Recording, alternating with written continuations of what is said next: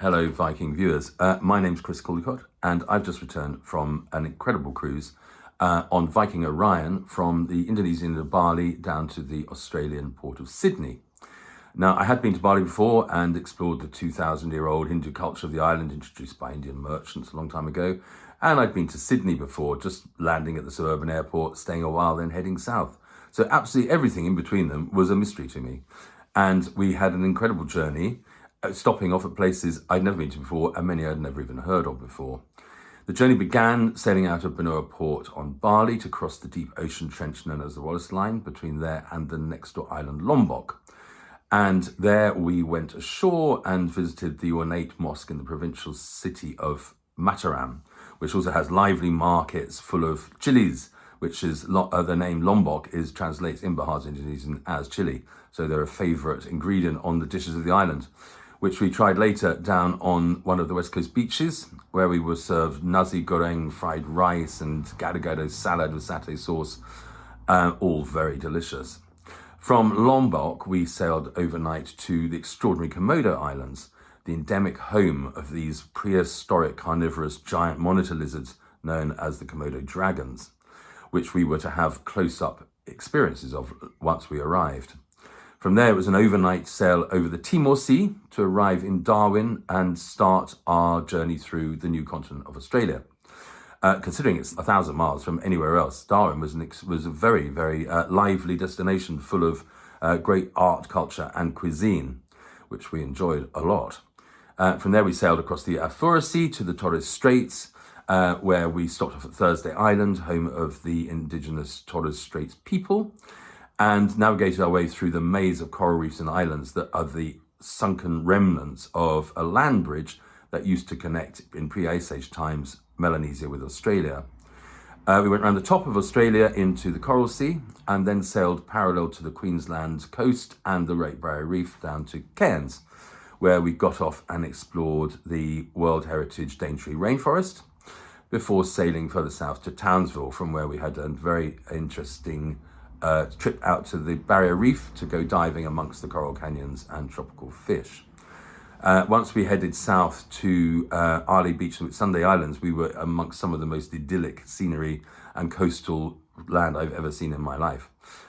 Further south, we stopped off at Mululaba, which is a sort of surfer's paradise destination on the Australian Sunshine Coast, full of gorgeous beaches and very enticing boutiques. Also home to the Australia Zoo, set up by the Irwin family, so people can have close encounters with koalas, wallabies, kangaroos and wombats, most of which are quite hard to see in the wild, although there are so many wild koalas around Mululaba, but they have their own bridge walkways to get over the road safely. For another day sailing through the Australian Sea took us to the New South Wales port of Newcastle, which has a beautiful hinterland of wild eucalyptus forests where we went trekking. And finally, on a beautiful summer's day, we sailed at dawn into the port of Sydney, past the iconic Opera House and Sydney Harbour Bridge. So I put together a series of postcard images I took during this voyage, which I'm going to show you now. And hopefully they may inspire you to follow in my footsteps, or should I say, wake. So the journey begins on the lovely Indonesian island of Bali. Not particularly off the beaten track, but always a place that is a pleasure to visit. As Viking Orion didn't set sail from the port of Benoa until the afternoon, there was time to enjoy a long morning walk along the beach before boarding. This is a shot I took from the shore as the sun rose behind a classic equatorial cloudscape, silhouetting a woman in a conical hat collecting seashells and an outrigger fishing canoe.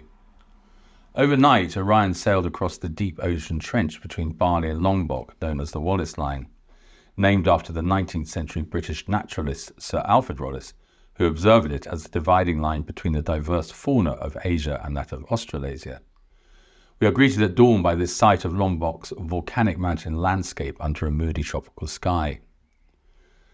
Unlike Hindu Bali, Lombok, like most other Indonesian islands, has an Islamic culture. So on our first shore leave, we visit the ornate Grand Mosque in the island's provincial capital of Mataram.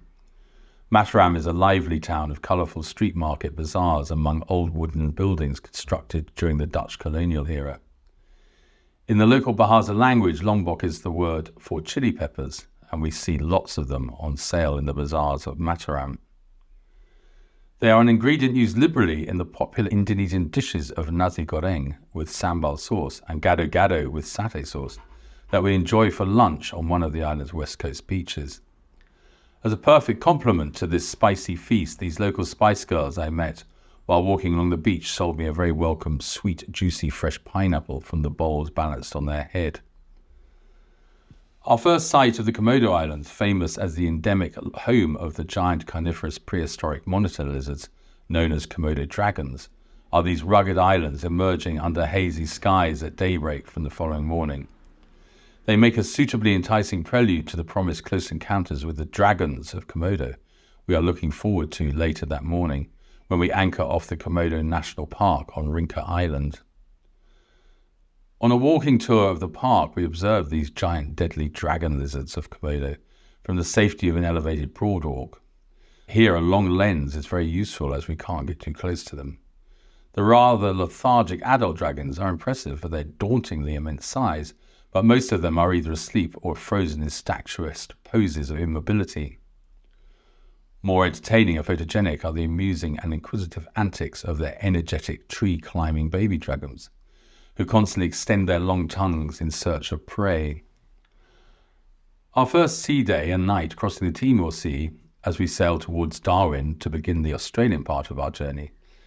As we get close to the shore of our next continent, the ocean is so calm and clear. From the decks we can easily see pods of cavorting dolphins and the occasional giant rays and sea snakes that swim up close to the ship as if to welcome us. As one of the most remote towns anywhere on Earth, I didn't expect Darwin to deliver such an intriguing combination of art, culture, and energetic cafe society.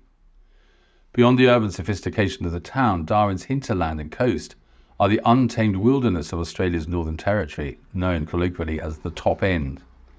The miles of idyllic-looking beaches along the coast are compromised by seasonal invasions of translucent box jellyfish with deadly stings, and the rare but real threat of man-eating sharks and saltwater crocodiles. However, year-round safe ocean swimming can be enjoyed in the city's many protected beaches, like this one, heavily protected by sturdy nets. Our day begins with a visit to the magnificent museum and art gallery of the Northern Territories. On a bus between the dock and the gallery, our guide's narrative begins with the statement, "Let us acknowledge the Larrakia people as traditional custodians of this land and sea country.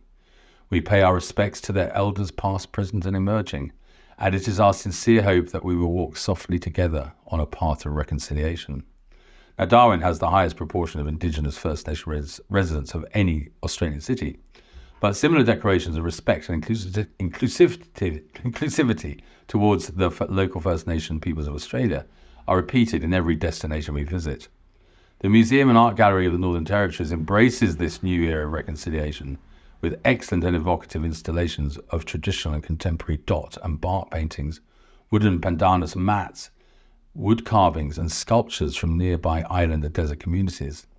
This piece by the local artist Raline Lampuwatu is a woven pandanus mat decorated with locally sourced earthy pigments. Other galleries feature works of art from nearby Asian countries like Indonesia and Vietnam, reflecting the multicultural, almost Asian flavour of modern Darwin. Another section is dedicated to archive photographs of the destruction of Darwin caused by Cyclone Tracy over the Christmas of 1974. And another to the 1979 capture of Sweetheart, an enormous 5.1 metre saltwater estuarine crocodile named after the billabong it inhabited as a dominant male during a notorious period when he launched frequent attacks on local fishing craft. Darwin's Austin Lane has been designated as a very impressive outdoor gallery of street art, much of it interactive with a mobile phone app, and includes this homage to Geoffrey Unupingu, a musical hero of the Indigenous people of Australia's Northern Territories, created by master street artists Andrew Bourne and Jessie Bell, based in Melbourne. The magnetic charms of Darwin's generous climate and energetic cultural diversity have attracted a friendly community of young people from all over the world to go and live there.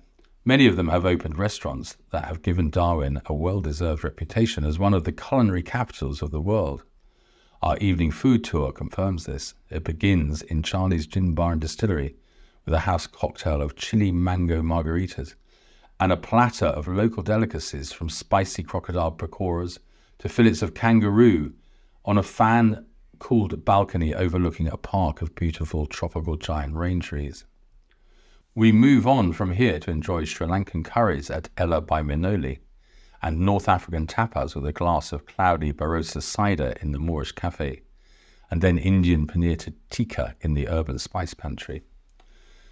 This life-size model of the biggest saltwater estuarine crocodile ever caught in the Adelaide River is on show in the car park next to the jetty where we board our Adelaide Crocodile River cruise. It emphasises the enormous size and danger of these giant man-eating reptiles that still stalk the muddy water estuaries, billabongs and beaches of Australia's Northern Territories. The guide who delivers the obligatory safety briefing as we set off in the boat to explore the river suggests that in the likely event of needing them, putting on one of the life jackets provided would actually offer an almost zero chance of us reaching the shore alive. This is soon confirmed by the number of giant salties we encounter, swimming right up to our boat, bearing their menacing rows of sharp teeth, with the threatening glint in their eyes as though they were looking for their next meal. Less than 1% of Australians ever visit our next stop, Thursday Island. To be fair, it's not an easy place to get to. Some of the Australian islands of the Torres Straits are only a few kilometres south of Papua New Guinea, while thousands of kilometres north of Canberra. I feel immensely privileged to be here. Named after the Spanish navigator Luis Vaz de Torres, who sailed through the strait in 1606, the Torres Strait Islanders are an ethnically distinct group of indigenous peoples who have evolved separately from their aboriginal cousins in Melanesia and Australia. They inhabit an archipelago of islands that are the last remnants of a partially submerged pre-Ice Age land bridge that once separated the Arafura and Coral Seas and linked Australia with Melanesia. Even though the temperature is over 40 degrees on a Sunday lunchtime when our tender drops us off on the shore of Thursday Island, the beaches are almost empty. There are no nets here, so even a tentative paddle is a risky business. Dancing adults swaying to the rhythms of local musicians around barbecues of the morning's catch in the shade of the shoreline trees keep a very close eye on their giggling children splashing in the shallows. As it's Sunday, the only bar open is in the island's Grand Hotel. This delightful tropical watering hole is straight out of central casting, with a vast open-air terrace cooled by spinning ceiling fans, where I'm served a fabulously cold Great Northern craft beer, strangely, by a barmaid from the English town of Basingstoke, very close to where I live in Hampshire. On my walk back to the pier to catch the last tender back to the ship, from the World War II gun emplacements used to protect Darwin from Japanese bombing raids, the strap on my sandal breaks. Luckily, a local policewoman in a patrol car spots me struggling to avoid contact with the scorching ground and stops to offer me not only a very welcome lift back to the pier, but one via her police station where I'm invited to choose a replacement pair of sandals from the lost property bin. Viking Orion navigates a passage through the shallow maze of reefs and islands of the strait, then heads south on another sea day along the Coral Sea between the Queensland coast and the Great Barrier Reef. The perfectly straight horizon between a calm, deep blue sea and a cloudless sky resembles a blue period Rothko painting. In Cairns, our first stop in Queensland, we dock right in the heart of town to be delivered to the railway station and set off aboard the vintage rolling stock of the Corunda Scenic Railway. On a steep train ride from the city, we climb up through the World Heritage designated Daintree rainforest to the hill station of Corunda. Corunda Station has to be among the most pretty railway stations in the world. It is dripping with tropical foliage and nostalgic charm. Our stunning descent back down to Cairns is by the Skyrail cableway, suspended sometimes high above dramatic canyons and at other times just a few feet above the rainforest canopy. Gliding over it in our glass-floored cable car gives a whole new perspective to the immensity and beauty of this vast tropical ecosystem. As the cruise dock in Cairns is right in the centre of town, there is time to spare and down a glass of the superb in-house brewed blood orange IPA craft beer in this stylish contemporary cool vibe of the dockside Hemingway's bar. The Great Barrier Reef is many miles out across the Coral Sea from the Queensland coast. So it takes our super-fast powerboat more than 2 hours to reach John Brewer Reef dive site from our next stop in the Townsville. It feels rather strange to be so far from land and anchor above a maze of coral canyons just below the surface. Under a perfect blue sky in the warm summer sunshine, snorkeling among the vivid colours of the coral and the swarms of tropical fish swimming around it is totally captivating. On a Sailing the Whitsundays excursion from our next stop anchored off Arley Beach, we observed from our catamaran figures on the shore exploring idyllic white sand bar beaches in glittering bays of blue sea with a backdrop of verdant hills. It wasn't hard to see why this is one of the most popular destinations along the Queensland coast. Even though we had sailed far enough south by the time we reached Arley for the threat of saltwater crocodiles to be reduced, it was still the season for summer invasions of potentially deadly box jellyfish. There are public notice boards like this one on every beach warning bathers only to venture into the water wearing protective clothing. I didn't have any, but luckily places like Arley get round this inconvenience the way Darwin does, with netted safe swimming sites like this one at Boathaven Beach, where I spend a blissful morning in and out of the lively crystalline water, between exploring the laid-back beach cafe culture and refreshingly affordable fashionista boutiques that line the boardwalk along the waterfront. After another glorious sea day, cruising the Coral Sea, we anchor off Mooloolaba, where Queensland's Sunshine Coast can at last offer us unlimited seaside fun, free from jellyfish and any other aquatic menace. The beaches are vast, fabulous and safe. They're also lined with super stylish cafes and bars, and Mooloolaba is a shopper's paradise of stores brimming with surfer chic beachwear. Anyone after an intimate experience of Australia's unique wildlife should head for the nearby Australian Zoo. Created by the Irwin family to offer multiple opportunities to get up close and personal with every kind of marsupial, from kangaroos, koalas, wallabies and wombats to sharp-toothed carnivorous Tasmanian devils. The common word used to describe a group of koalas is a cling. However, finding this gang of sleepy koalas all bunched together on a branch, it seemed to me that a more appropriate term for a collection of these endearing creatures should be a cuddle. We sail out of Mooloolaba under a gloriously colourful cloudscape of a Sunshine Coast post-sunset dusk. With a history as an industrial coal mining town, Newcastle, our first port of call in New South Wales, seemed at first an unlikely place to stop on a cruise. I soon found, though, my low expectations proved spectacularly wrong.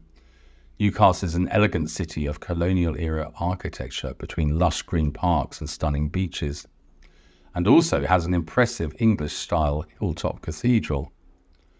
Strolling through swathes of eucalyptus forest in the nearby Blackbutt Nature Reserve, I came across this beautiful tranquil pool of water lilies and lotus flowers teeming with turtles. As if keeping the best until last, we sailed into Sydney Harbour at dawn on the last day of the voyage. This was a stunning end to our cruise, bathed in the soft golden light of a rising sun. The famous sail-shaped roofs of the Opera House and the iconic Harbour Bridge are perfectly reflected in the mill pond calm water of the bay. We are comfortably docked in a harbour berth before most Sydney residents have even had breakfast. So there we are, a spectacular end to an incredible journey.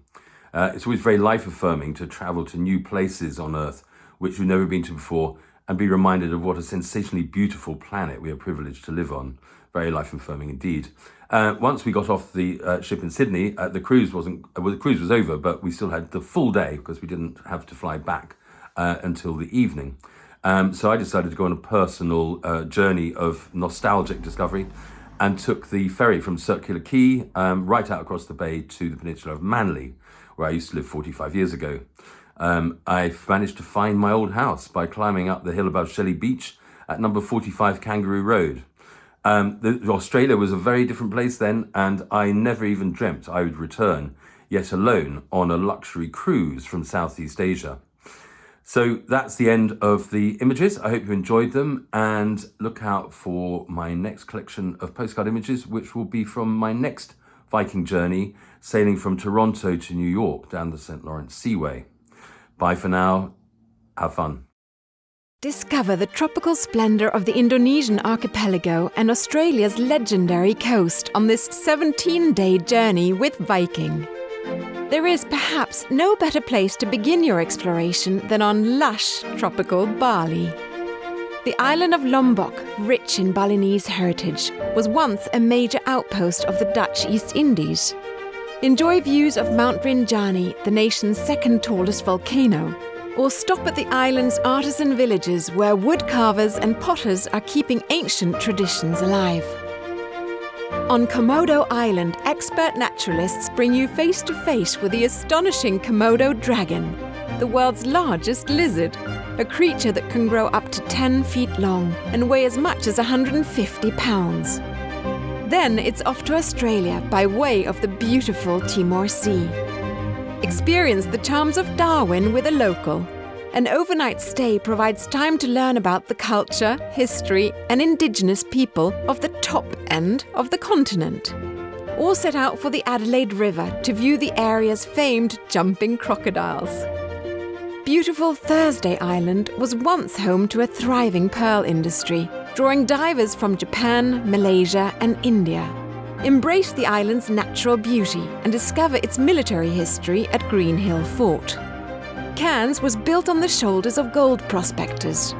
Today, it's the gateway to the Great Barrier Reef, the largest continuous coral reef system on Earth. Townsville is the vibrant cultural centre of North Queensland, and a pleasure to explore, especially the Strand, a long stretch of tropical beach lined with gardens.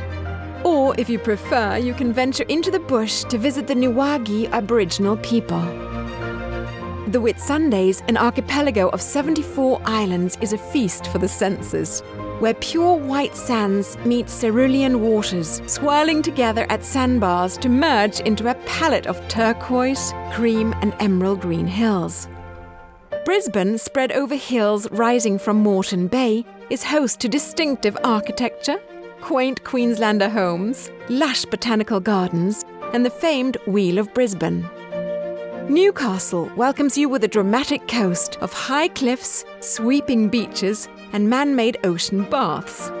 And in nearby Hunter Valley, you can sample the best of the region's viniculture. Your Viking journey concludes in dynamic Sydney, home to the iconic Sydney Opera House.